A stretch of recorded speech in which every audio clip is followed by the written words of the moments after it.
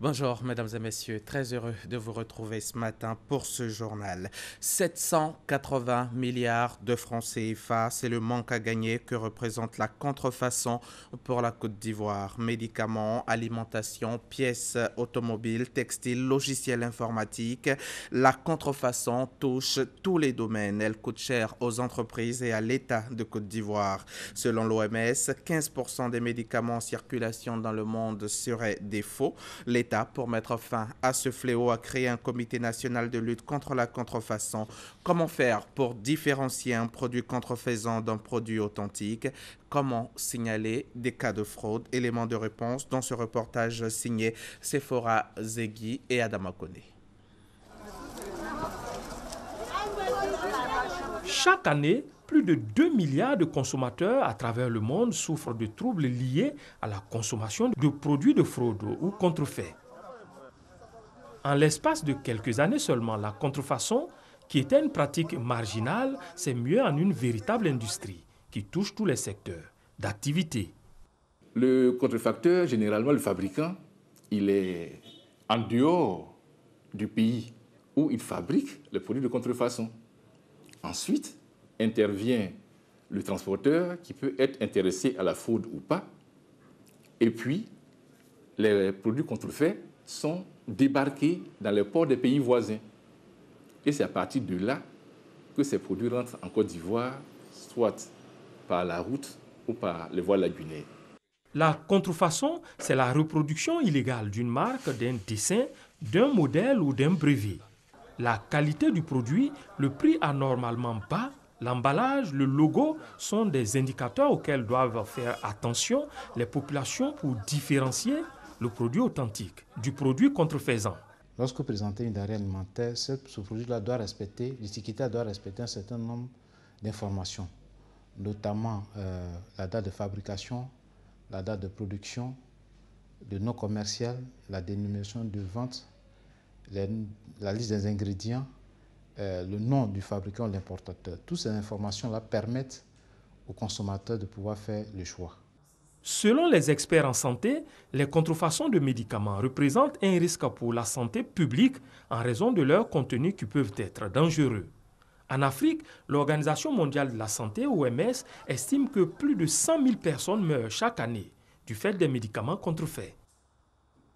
La contrefaçon est un danger que les populations tentent de justifier par la cherté de la vie. La population, elle regarde ce qui est abordable, accessible. Donc les gens, ils ne regardent pas, ils regardent, bon, c'est moins cher, ils prennent. Le prix Côte d'Ivoire est très cher, le pays est dur. Côte d'Ivoire, là, même si tu prends pour vendre, tu as besoin de 500. Boïtaguet, là, on peut dire que lui, il est un peu mieux. Le secteur du textile est l'un des plus touchés par ce fléau. Selon les professionnels du pagne, environ 300 conteneurs de textiles de contrefaçon sont débarqués chaque année sur le marché ivoirien depuis 2000, causant de graves conséquences pour l'industrie locale du textile. Il y avait, il y a un peu plus de 20 ans, plus de 100 usines dans la sous-région. Il y avait plus de 100 usines, il en reste 5. Donc nous continuons à nous battre, nous continuons à lutter, en espérant que, bien qu'étant les derniers à survivre, nous parviendrons encore à survivre le plus longtemps possible, à protéger des emplois, à générer de la richesse dans notre pays. Nous payons des impôts, nous payons des droits de douane, parce que ça aussi, il faut en parler. La plupart des contrefaçons qui rentrent en Côte d'Ivoire rentrent en fraude. 780 milliards de francs CFA, soit 7,46% du produit intérieur brut PIB, c'est le montant que fait perdre le phénomène de la contrefaçon à l'État de Côte d'Ivoire. L'État a donc décidé de prendre le taureau par les cornes en créant un comité national de lutte contre la contrefaçon. Il est temps que les textes qui répriment la contrefaçon, qui répriment le piratage, soient strictement appliqués. Parce qu'il ne s'agit pas aujourd'hui d'aller saisir les marchandises, venir les détruire, et après le contrefacteur il reprend ses activités. Mais il faut le frapper au portefeuille, par exemple. Les contrebandiers procèdent de plusieurs manières pour tromper la vigilance des consommateurs. Lorsque le produit frauduleux est saisi, la loi prévoit 2 types d'amendes. Aussi, l'État a-t-il mis à la disposition des consommateurs 2 numéros verts pour signaler toute irrégularité. Il y a une amende de 100 000 à 1 million à payer et une peine privative de droit de 3 mois à 3 ans. Ce sont des peines qui ne sont pas dissuasives. Il va falloir revoir ces textes-là pour punir la contrefaçon encore plus sévèrement. La contrefaçon a un impact économique, sanitaire et social négatif, freinant le développement. Médicaments, produits alimentaires, œuvres de l'esprit, mais aussi textiles, cosmétiques, téléphones, pièces détachées, accessoires automobiles, tous touchés par le phénomène. Des actions rigoureuses et vigoureuses sont donc nécessaires. L'OCDE vient de remettre à Daniel Kablan-Duncan son rapport sur le développement de la Côte d'Ivoire. L'organisation compte accompagner le pays à travers 3 rapports qui consignent les forces de l'économie ivoirienne, mais aussi les obstacles à franchir sur la route du développement. C'est à Paris que l'étude a été remise au Premier ministre en présence de notre envoyée spéciale Sylvie Touré. Lisbonne, Porto, Viseu et Paris. 3 destinations, un seul but, donner à la Côte d'Ivoire les moyens d'intégrer au cours des 4 prochaines années le prestigieux club des pays émergents. La Côte d'Ivoire veut s'appuyer sur l'OCDE, l'Organisation de la coopération de développement économique. Elle a commandité une étude auprès de l'institution pour avoir le regard de ses experts sur le projet. 3 rapports ont été élaborés. Ils stipulent que l'émergence passe par une croissance inclusive. Les experts de l'OCDE sont optimistes. L'émergence en 2020 est possible. Et les leviers importants à pousser, c'est vraiment cibler une diversification de l'économie, une modernisation de l'économie à travers un soutien pour toutes les chaînes de valeur agricoles qui font toujours la base de l'économie. Il faut aussi une démarche vers l'industrialisation. Il faut aussi créer une infrastructure qui peut soutenir cette émergence et le gouvernement est vraiment en train d'agir là-dessus avec une implication du secteur privé important. L'organisation accompagnera le pays dans sa marche et dans sa démarche à travers une assistance dans la mise en œuvre des stratégies et un suivi-évaluation. Un protocole d'accord a été signé à cet effet. Il renforce ainsi le partenariat avec l'OCDE, selon le Premier ministre. Chaque année, nous allons nous retrouver pour voir sur chacun des points, signaler comment nous avons avancé, où nous sommes en retard, comment c'est le mouvement, de manière à ce que d'ici 2020, nous ayons atteint l'émergence souhaitée. L'examen multidimensionnel de la Côte d'Ivoire s'est fait en 3 étapes. D'abord, l'évaluation initiale, phase de diagnostic réalisée sur le terrain et qui a mis en lumière les obstacles au développement. Ensuite, l'analyse approfondie des obstacles accompagnée de recommandations. Enfin, la phase 3, intitulée de l'analyse à l'action, consacrée à la mise en œuvre concrète des recommandations de politiques proposées. La Côte d'Ivoire est le premier pays africain à avoir réalisé une telle étude auprès de l'OCDE. Reportage signé Sylvie Touré. 7 experts du Fonds monétaire international sont depuis hier matin à Abidjan. Leur mission, passer en revue la coopération avec la Côte d'Ivoire et puis s'imprégner donc du plan national du développement PND 2016-2020 afin de déterminer sa participation dans le financement. La mission du FMI rencontrera à cet effet les départements ministériels techniques à compter du lundi prochain 27 juin. Adama Kodé. Séance de rattrapage pour le Fonds monétaire international, FMI, pourrait-on dire. Silencieuse lors du groupe consultatif de Paris, les 17 et 18 mai dernier, l'institution de Bretton Woods a dépêché une mission à Abidjan depuis ce vendredi. Feuille de route, feuilleter le plan national de développement PND 2016-2020 pour déterminer la contribution du FMI au financement. Le montant de soutien financier dépendra des besoins identifiés et aussi de la force des politiques qui sont dans le programme. Au-delà, l'institution financière internationale affiche sa détermination à être une compagne stratégique de la Côte d'Ivoire sur son parcours vers le développement. La Côte d'Ivoire, depuis quelques années, est dans une période ascendante très très belle, si vous voulez, mais le monde est fait parfois des difficultés, il peut y avoir des chocs externes, des problèmes de sécurité, de termes de l'échange. L'environnement international aussi est moins favorable qu'il ne l'a été. Et donc il est important, si vous voulez, de faire en sorte que la belle histoire qu'on est en train de vivre continue et que si justement il y a des difficultés exogènes et autres, qu'on puisse y faire face. C'est ça un peu l'enjeu, si vous voulez, et donc notamment pouvoir assurer la viabilité de la dette et aussi la viabilité des finances publiques à long terme. Forte de 7 membres, la mission du FMI qui débute officiellement lundi prochain avec les rencontres techniques avec la partie ivoirienne durera 2 semaines. La RTI, la radiodiffusion télévision ivoirienne, a procédé hier vendredi au lancement de ses émissions de vacances pour captiver téléspectateurs et auditeurs. Radio Côte d'Ivoire, Fréquence 2, RTI 1 et RTI 2. Donc ce sont les nouvelles grilles de programmes qui seront proposées pendant les vacances aux populations ivoiriennes. Nous en parlons maintenant avec Éric Goré, notre reporter. Radio Côte d'Ivoire, Fréquence 2, RTI 1 et RTI 2 prennent rendez-vous avec auditeurs et téléspectateurs pendant ces vacances 2016 pour tenir en haleine le public. Ces chaînes adaptent leur contenu afin d'assumer pleinement l'une des missions de la radiodiffusion télévision ivoirienne, le divertissement.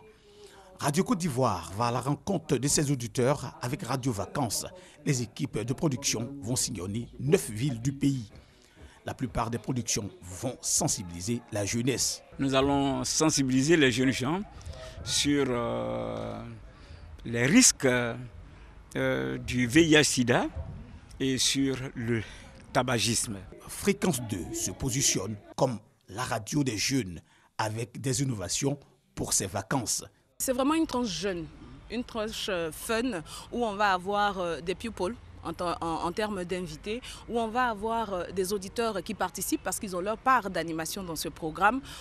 Petit choco sur le côté, concours de drague. RTI 2 mettra un accent sur des telenovelas et fera surtout la part belle aux jeunes à travers plusieurs programmes.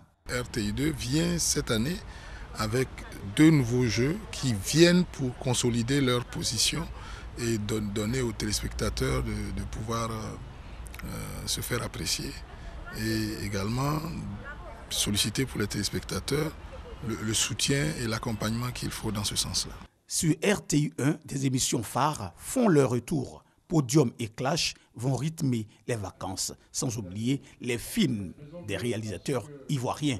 Nous aurons le grand retour de la fiction ivoirienne et une fiction africaine qui s'appelle Sté. Sté, c'est tous les mercredis à 20h50 sur RTI 1 et où il est question de la problématique des couples mixtes. Ce contenu de programme alléchant a besoin d'être accompagné par les sponsors. C'est pourquoi le directeur marketing de la RTI les invite à associer leur image à toutes ces productions qui draîneront du monde pendant ces vacances.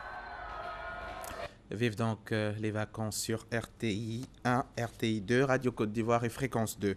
Les Britanniques ont choisi à 51,9% de quitter l'Union européenne lors du référendum qui a eu lieu jeudi 23 juin. Un fort taux de participation de plus de 72% a été enregistré lors de ce scrutin qui de fait ramène le nombre de membres de l'Union européenne à 27. Sur les marchés financiers, c'est la panique. Toutes les grandes places financières mondiales de Paris à Londres en passant par Tokyo ont clôturé dans le rouge.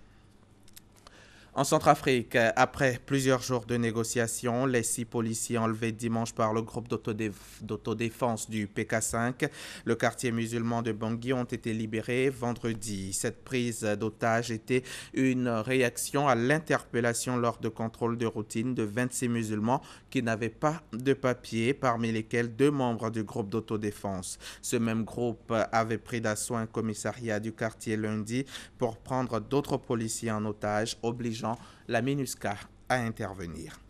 La campagne des législatives espagnoles de ce dimanche a pris fin vendredi 24 juin. Hier donc, pour la deuxième fois en moins de 6 mois, du jamais vu, les électeurs sont appelés aux urnes dans l'espoir de voir se dessiner un gouvernement, alors même qu'à l'issue des législatives de décembre dernier, aucune coalition stable et suffisante n'a vu le jour.